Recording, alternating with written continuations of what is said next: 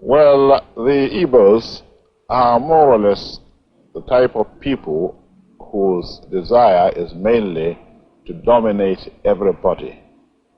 If they go to a village, to a town, they want to monopolize everything in that area. If you put them in a labor camp as a laborer, within a year they will try to emerge as headman of that camp, and so on. Well, in the past, our people were not alive to their responsibilities, because you can see from our northernization policy that in 1952, when I came here, there weren't 10 northerners in our civil service here. Then I tried to have it northernized, and now all important posts are being held by northerners. Is this policy of filling all key posts in the north solely with northerners and not with other Nigerians a temporary or permanent one? In actual fact, what it is a northerner first. If you can't get a northerner, then we take an expatriate like yourself on contract. If we can't, then we can employ another Nigerian, but on contract too. This is going to be permanent, I should say, as far as I can foresee, because it will be rather dangerous to see the number of boys who are now turning from all our learning institutions, coming out with having no work to do. I'm sure whichever government of the day might be, it will feel rather embarrassed, and it might even lead to bloodshed. Doesn't this damage the idea, sir, of all people in all regions in Nigeria being fellow citizens of one country? Well, it might, but you are, new to our region, but how many northerners are employed in the east or in the west? The answer is no. And if there are, there may be 10 laborers employed only in the two regions. Major Nziogwu, can you please give me an account of the night of the coup in Kaduna? Well, it's rather something like the longest day.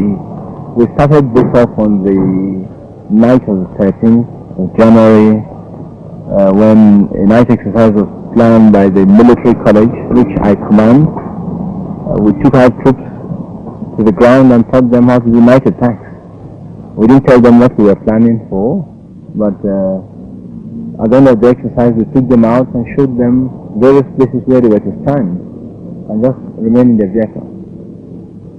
Next day we went out again for the same type of exercise, and at the end we issued them with ammunition this time, live ammunition, and told them that they were going back to the same place as they went yesterday, but this time they were to get certain people. And they were with you, were they? Oh, of course they did. Oh, they all supported us.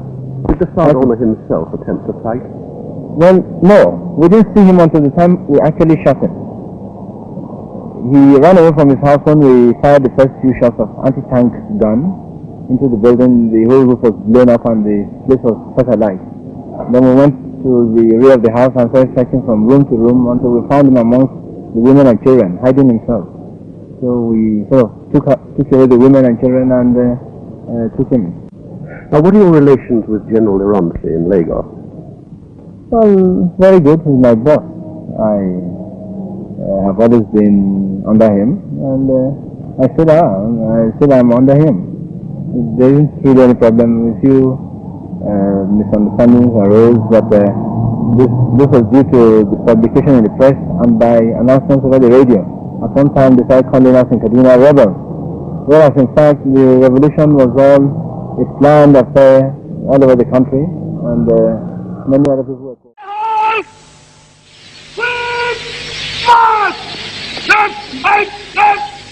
Biafra didn't have the weapons to fight a war, but that was not what Ojukwu told the world. If civil war comes, and I do think it is imminent, our people have for a long time been prepared for this eventuality, and I am confident of their readiness. I think that when it does come, that the people on the other side would be surprised as to what they're going to get.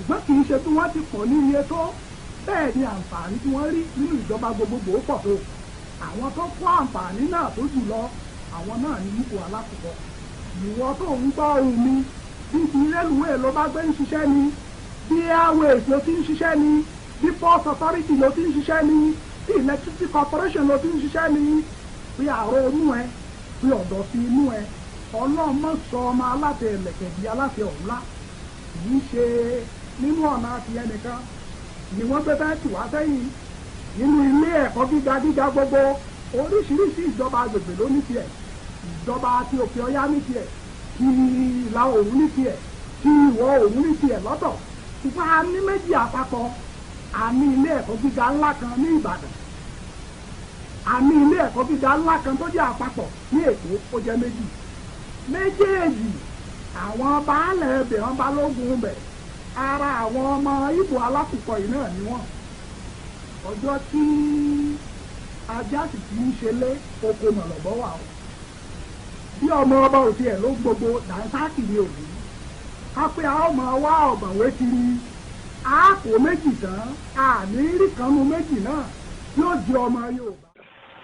On getting home, Awolowo declared his support for the Abri Agreement, one of whose clauses was that northern soldiers occupying western region must return to their homeland in northern Nigeria.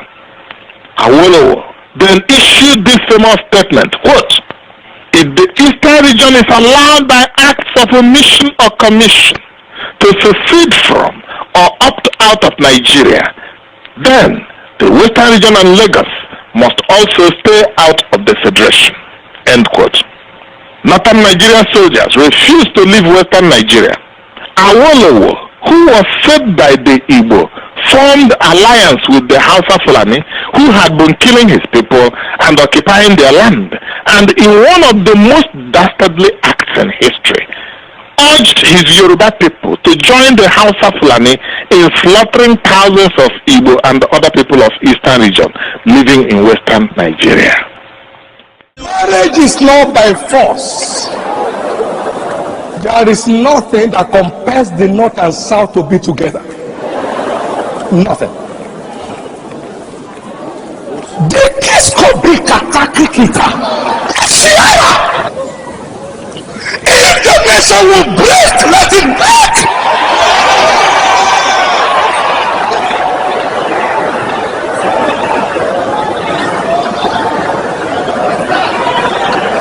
Marriage is not by force.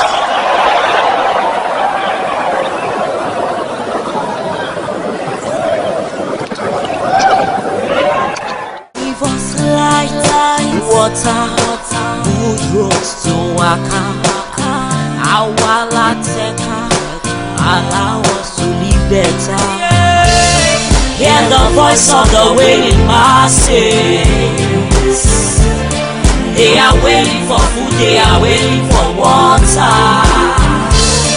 Hear the voice of the wailing masses.